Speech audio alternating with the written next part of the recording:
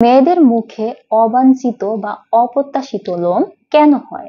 এর চিকিৎসা hormonal imbalance, অর্থাৎ মেয়েদের এস্ট্রোজেন ও প্রোজেস্টেরন হরমোন থাকে এবং পুরুষের এস্ট্রোজেন এবং টেস্টোস্টেরন হরমোন থাকে।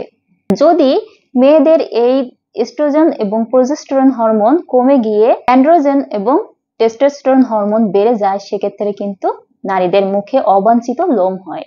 এই লোম হওয়ার আরো অনেক কারণ রয়েছে, যেমন পিসিওএস, যদি আপনার ওভারিতে পলিসিস্টিক ওভারি সিনড্রোম, অর্থাৎ আপনার প্রতি মাসে ডিম্বগুলো ফুটে না বাইরে এসে যদি ওখানে জমা হয়ে থাকে, সেক্ষেত্রে কিন্তু আপনার ওভারি সিস্ট হতে পারে।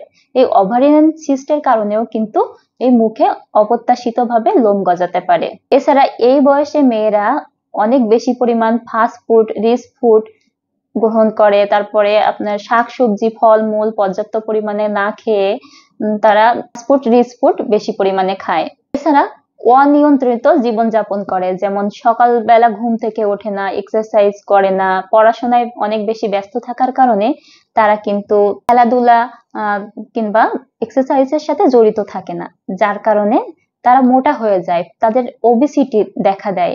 তারা অনেক বেশি পরিমাণে সোশ্যাল মিডিয়ার দিকে ঝুঁকে যায়, যার কারণে তারা বসে বসে টাইম ওয়েস্ট করে, তাদের এক্সারসাইজ হওয়ার মতো কিংবা কায়িক পরিশ্রম হওয়ার মতো কাজকর্ম কোনো কিছু হয় না, ওবেসিটি অনেক বেশি পরিমাণে বেড়ে যায়।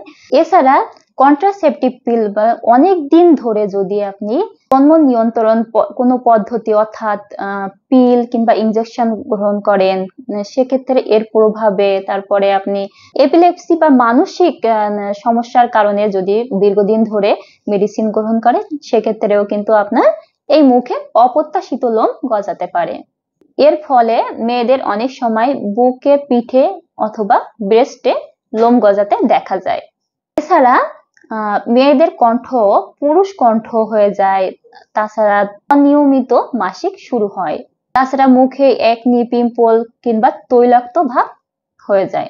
অনেকেই এটা ভুল মনে করেন যে মুখের যদি লোম উঠে ফেলা হয় কিংবা লেজার স্কিন করা হয়, সেক্ষেত্রে লোম আরো বড় হবে কিংবা লোম মোটা হয়ে যাবে। এটা ভুল ধারণা। চিকিৎসা করালে পরবর্তীতে আর লোম উঠবে না।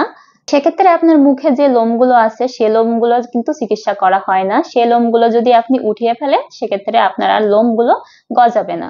এজন্য আপনাকে কমপক্ষে 6 থেকে 1 বছর সময় নিয়ে চিকিৎসা করতে হবে।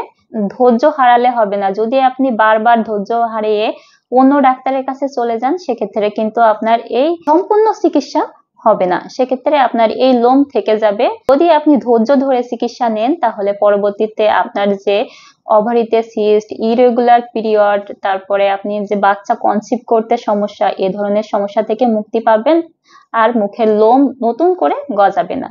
আমি এই বিষয়ের উপর চিকিৎসা করি এবং নারীদের স্বাস্থ্যের বিভিন্ন রোগ নিয়ে চিকিৎসা করছি। আপনারা চাইলে আমার সাথে যোগাযোগ করতে পারেন। আমি বসি মিরপুর কাজীপাড়া হোমিওপ্যাথিক ফাউন্ডেশন হাসপাতাল। ধন্যবাদ।